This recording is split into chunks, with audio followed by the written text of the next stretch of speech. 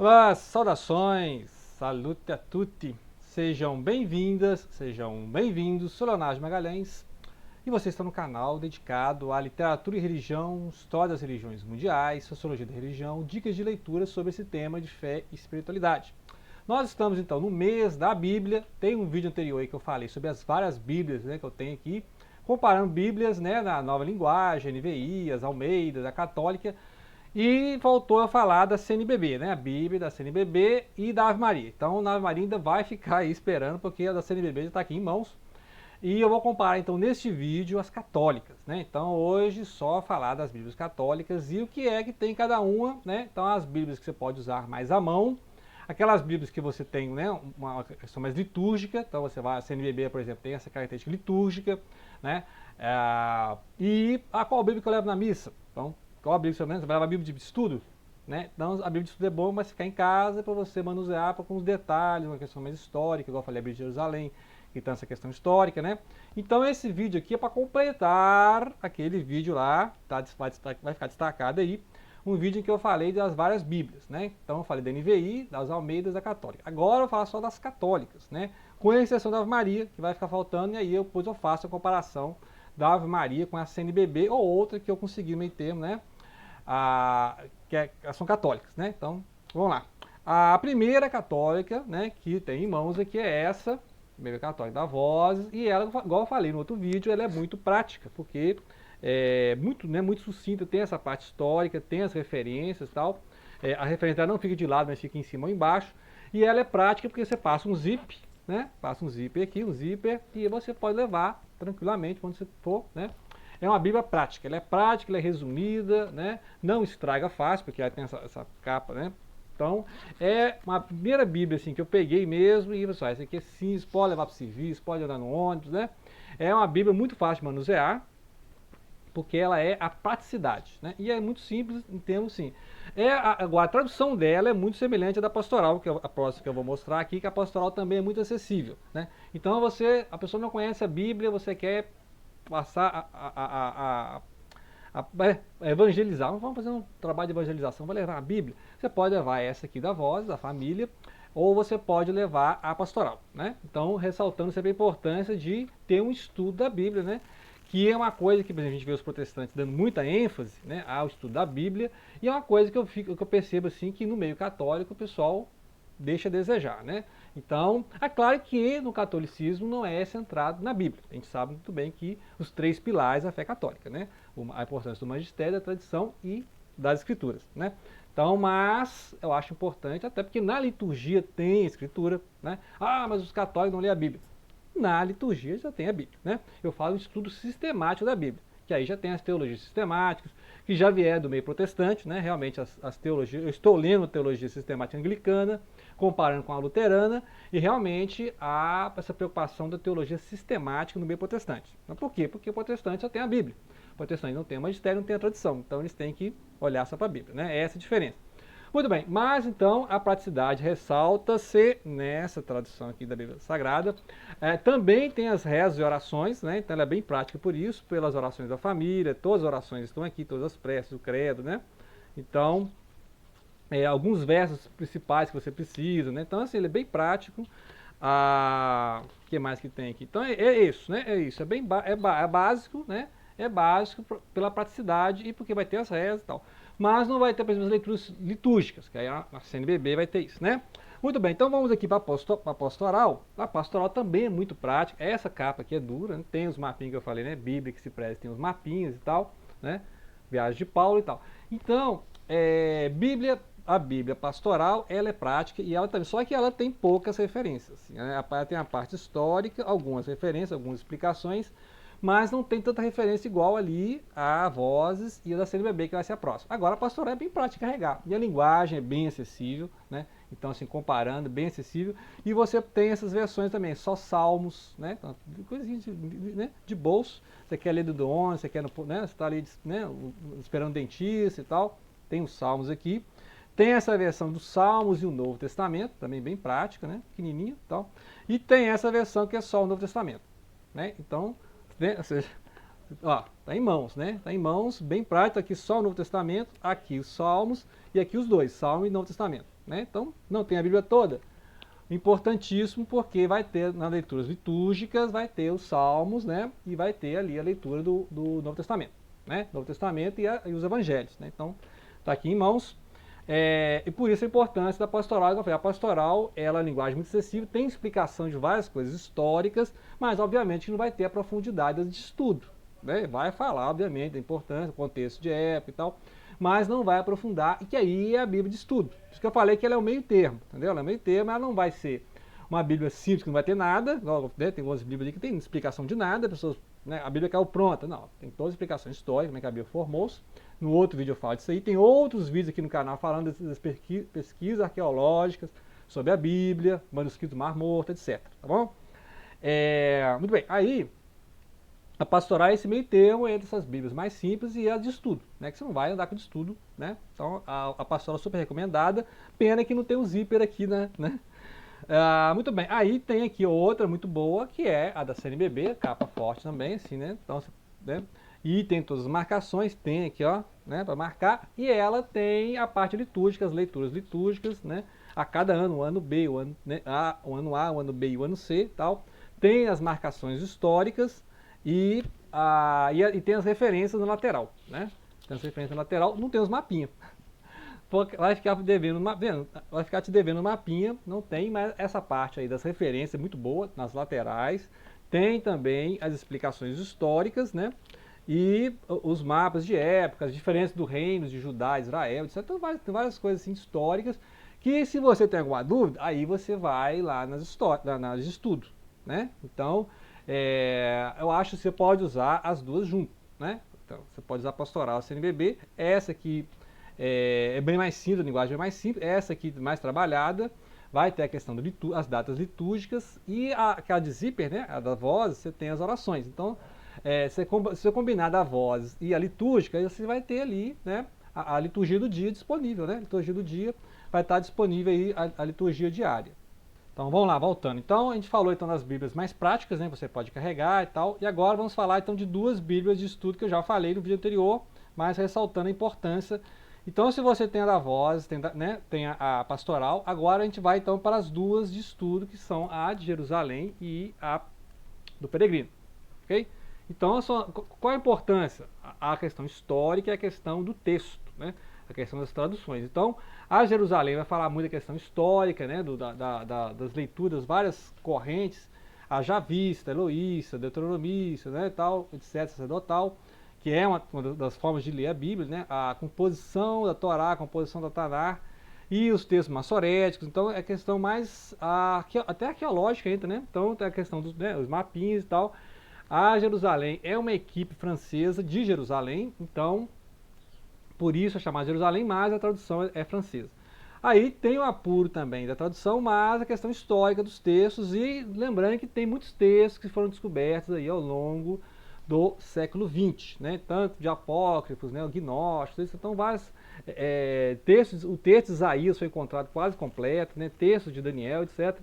Então essas pesquisas arqueológicas são transformadas nessas novas traduções, são adicionadas, né, versos que não tinham traduções em conta em outra, né? Agora, na questão mais da tradução e a questão literária, aí sim a Peregrino, né? Que aí já é uma tradução espanhola, né? Então, um grande erudito espanhol, eu não esqueci o nome dele, tá aqui, né? É o Luiz Alonso Schockel, né? E aí tem os mapinhas também e tal, né? A Jerusalém, né? Dá para ver aqui. E aí, você vê, né? É um estudo fantástico nessa parte aí, não só histórica, que tem na Jerusalém, mas também nas traduções, né? Então é diferente. Se você comparar, por exemplo, a pastoral, a Bíblia católica, né? Se você comparar texto na pastoral com a do peregrino, você vê que tem diferença, né? Se não é muito gritante não, mas você vê que é interessante, né? Não tem o padrão na tradução católica. Então você acha mais variação dentro das traduções católicas do que das Almeidas, né? As Almeidas são versões do mesmo. Então as várias Almeidas, né, corrigida, fiel, né, atualizada, nova Almeida e tal, tem algumas variações, mas são poucas, né? São adaptações, algumas mudanças de verbo, algumas mudanças de substantivo, né? Alguma mudança na ordem das palavras na frase, mas tem diferença dentro das próprias Bíblias. Então você tem Bíblia católica que fala Senhor, tem Bíblia católica que fala Yahvé, tem Bíblia católica que vai falar Javé, né? Então, ou seja, o tetragrama já vai ser traduzido diferente em versões católicas. Então na pastoral tem Javé, tem Yahvé na Jerusalém, algumas vai ter Senhor, né? Senhor em maiúsculas, quando é o tetragrama, né? Então, ou seja, tem variações de erudição. Então, por exemplo, a do Peregrino aqui é mais erudita, alguns termos mais eruditos, enquanto que a pastoral e a voz é muito simples, né? São palavras simples, né, de conhecimento até diário, né? Então fica aí a diferença entre essas Bíblias. Agora, como nós estamos falando de pesquisas arqueológicas, textos que não entraram na Bíblia, então vamos explicar que realmente a Bíblia foi formada, foi selecionada ao longo do tempo, né? A Bíblia não veio pronta. Primeiro, né, tem a tradição da igreja, primeiro tem o magistério, tem a seleção. Lembrar que essas seleções de canônicos e não canônicos foram concílios que definiram, né? Ao longo do tempo, os concílios foram definindo esses livros. E aí, na Bíblia Católica, tem os deuterocanônicos, né? Por exemplo, 1º e 2º Macabeus, né? O eclesiástico, como eu estava pensando em eclesiástico. Eclesiástico tem nas Bíblias proteções também, mas eclesiástico, o sabedoria, né? Então o Judite e tal, são outros livros que são os deuterocanônicos, que se é chamado de apócrifa na Bíblia de Lutero, por exemplo, né? Algumas Bíblias aí do King James, mas são os deuterocanônicos, né? Então é chamado, agora tem os apócrifos mesmo, né? O apócrifo são aqueles livros que não entraram no cânone, que o cânone foi definido, o cânone dos evangelhos, são 4 evangelhos, né? Depois as cartas de Paulo, tá? As cartas de João, o Apocalipse de João e tal, né? E aí essas definições foram até o século IV, né? Então tem vários, e aí também bateu-se o martelo lá no Concílio de Trento, no século XVI, né? Então são as várias definições do cânone. E aí quem não entrou, os livros que não entraram, né? Aqueles que não entraram no cânone, que quer dizer, que tem aqui os apócrifos, né? São proscritos da Bíblia, né? Fica bem pesado, não é proscrito, é que tem variações canônicas, aliás, variações dentro do cânone, e por isso eles destoam do cânone. Então você tem esses livros apócrifos do Antigo Testamento, né? Igual que o Enoque, na Ascensão de Isaías, e você tem os apócrifos que são aqueles do Novo Testamento, né? Então é interessante. E são muitos apócrifos que são usados na igreja, nas igrejas ali bizantinas, né? As orientais, muitas das igrejas orientais que estão agora em a reunião, de alguma certa forma, né, com a Igreja Católica Romana, né? Então tem igrejas ali que têm um certo diálogo, aceitam a autoridade papal, por exemplo, né? Interessante estudar essas igrejas aí. E aí tem esses recolhimentos desses apócrifos, né? Esses livros aí que eu falei. Tem o de Enoque, famosíssimo, né? Que diz que é citado lá em Judas e tal. Tem o Ascensão de Isaías, que é o profeta Isaías, que aí tem aquela discussão, ó, Isaías é 1, é 2, é 3, é 4, né? Então tem aqueles que defendem que Isaías é um só. Não, Isaías são 2, 3, são 4 que usaram o nome Isaías, né? Então fica essa questão aí. E aí tem aqueles famosos, né? Tem o proto-evangelho de Tiago, vai falar da vida de Maria, né? A Virgem Maria, a infância e tal, né? A dedicação de Maria. Muita coisa que da tradição foi tirada desses apócrifos. Como é que os católicos falam muito da tradição de Maria, né? A tradição mariana, vem desses apócrifos, assim como esses apócrifos chegaram também na cultura árabe, né? Muita coisa desses apócrifos estão no Alcorão, que é o livro sagrado árabe, né? Dos muçulmanos. Então, como é que os muçulmanos tiraram isso? Desses apócrifos, dessa tradição, porque os muçulmanos estavam ali, aliás, os árabes estavam ali entre os bizantinos e os persas, até a chegada do profeta Muhammad. Aí ele vai, ou seja, vai receber essa monte de influência do zoroastrismo, vindo da Pérsia, e também do cristianismo dos bizantinos, né? E aqui tem o evangelho, o pseudo Tomé é o da infância, aquela que Jesus fazia bonecos de barro, bonecos, né, o passarinho de barro, e o passarinho voava, né? Então tem umas coisas assim que, mas isso aí tá no Alcorão? Tá, porque o Alcorão tirou justamente isso aqui. Assim como no Alcorão tem várias questões sobre, por exemplo, a humanidade ou a divindade de Jesus, a cultura mais, aliás, a seita bionista, né? A heresia bionista, em que considerava Cristo como um homem santo, um homem cheio de espírito, etc. Essa é a corrente que chegou ali na época, né? Junto aos árabes, né? Então essa corrente que eles conheciam, assim como depois chegaram os nestorianos, né? Nestoriano, que é a divisão da natureza de Cristo em humana e divina. Então tem essa questão aí. Outro famoso aqui é o Evangelho de Nicodemos ou da descida de Cristo ao inferno. né, em que aí tem até a adaptação do Salmo, que também é muito usado na igreja ortodoxa, né, oriental, que é aquela dos portões do inferno, né? Quem está chegando é o Rei da Glória, né? Tem um salmo famoso assim, quem adentra é o Rei da Glória. Quem é o Rei da Glória? Que é aquele momento em que Cristo estava no túmulo, né, antes da ressurreição, e aí fala, o credo também tem essa fase, né, de descer aos infernos, para resgatar os santos que estavam lá no inferno, os patriarcas, e desde a época de Noé, né? Então, o inferno aqui seria o inframundo, né, o Hades. Então, Cristo arromba as portas do inferno e vai lá resgatar as almas, né? Então, é aqui que está, né? Nicodemos, lembrar que Nicodemos, o José de Arimateia, são aqueles que ajudaram a sepultar o corpo de Cristo. Lembrar que os crucificados eram deixados para as aves do campo, né? Não se enterrar, mas eles pediram às autoridades romanas que pudessem enterrar o corpo de Cristo e levaram para uma sepultura que não tinha sido usada, que foi comprada pelo José de Arimateia, né? E aí eles colocaram o corpo de Cristo lá. Então, esses detalhes você tem na tradição, graças aos apócrifos, né? Então, isso aqui é dedicado aos apócrifos. Depois eu vou fazer uns vídeos, né, só sobre os apócrifos, vou ler com calma aqui. Eu falei os mais famosos, né? Os mais famosos. E também esses apócrifos gnósticos, né? Tem o livro de Madalena, tem outros apocalipses, né? Apocalipse de Pedro, então vários, né? Não é só o Apocalipse de João. E aí eu vou falar aqui do Evangelho de Judas, né? O Evangelho de Judas, tem um livro interessantíssimo. Aguardem próximos vídeos, que aí eu vou falar da leitura gnóstica, que não é exatamente assim o ponto de vista de Judas, né? O pessoal achava que o Evangelho de Judas é o ponto de vista de Judas. Não, na verdade, Judas é o mais importante dos apóstolos, né? Seria um evangelho em que Judas se destaca até mais que Pedro, né? Na tradição, São Pedro é mais importante, né? Porque ele ali é cabeça, né? Da igreja ali.